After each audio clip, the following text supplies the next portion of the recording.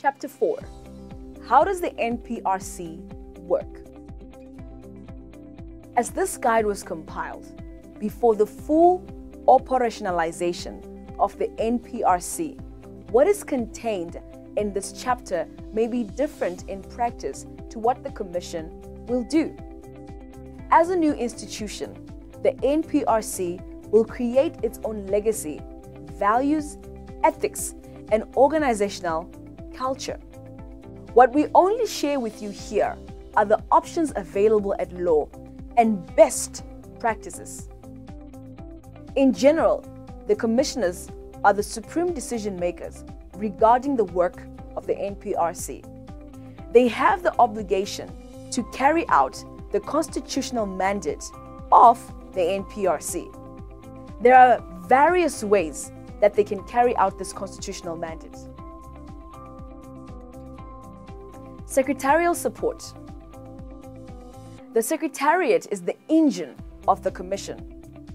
Section 234 of the Constitution empowers the Commission to hire staff to help them do their work. Section 14 and 15 of the NPRC Act regulates the Commission in relation to the establishment of a Secretariat. The Secretariat will be responsible for the day-to-day running of the affairs of the Commission. Through the Secretariat, the NPRC will be expected to establish a nationwide presence with officers and experts to attend to the needs of those who require the needs of the NPRC. A strategic planning process will lead to the development of a strategic plan on how the NPRC intends to achieve its goals. When such establishment comes into existence, this guide will be updated to give such information. Activities. The NPRC strategic plan will outline a series of activities designed to achieve the set goals. Best practices and some indications from the law give an idea of what the activities of the NPRC may engage in. Hearings. The NPRC has a mandate to receive and to consider complaints from the public and to take such action in regard to the complaints as it considers appropriate.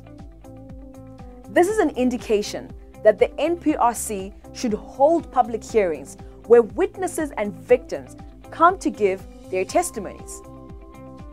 Mediation. The NPRC is mandated to perform some alternative dispute resolution, conflict resolution, to conciliate and to mediate disputes among communities, organizations, groups, and individuals. Research and analysis.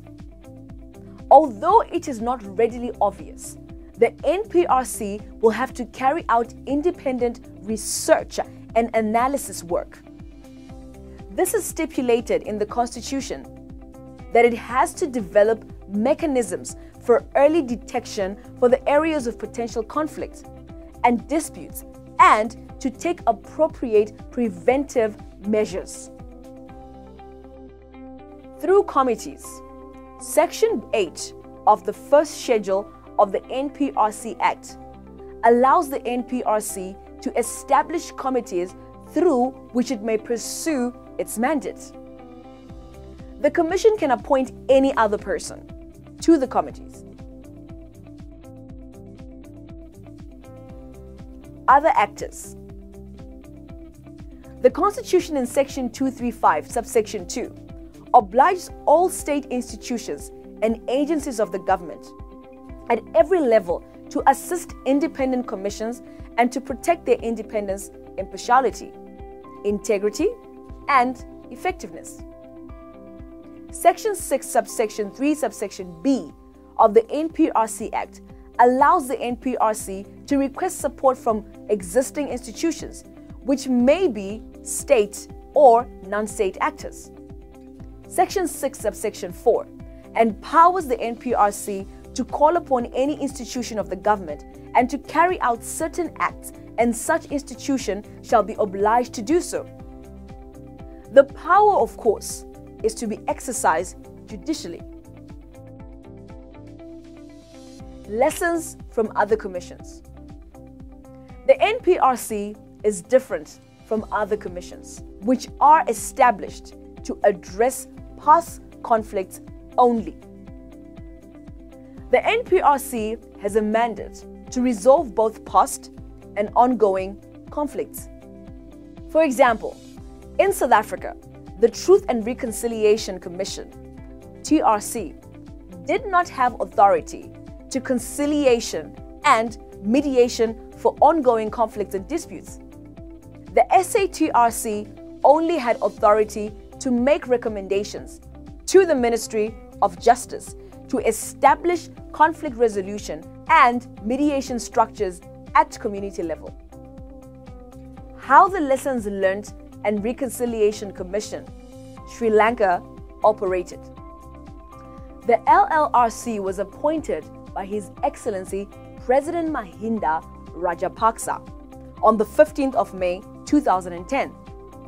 The Commission held 57 public sessions and undertook 12 field visits at over 40 locations to talk to the people in the Northeast and in other affected areas. In response to its public notices, over 1,000 people appeared before the LLRC to make representations, and the Commission additionally received and analyzed over 5,100 written submissions.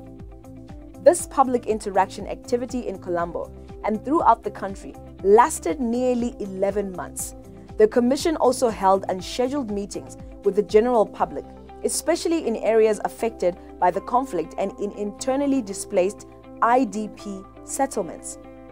The Commission revisited certain areas in the North and East in order to further clarify issues, verify information, and formulate recommendations.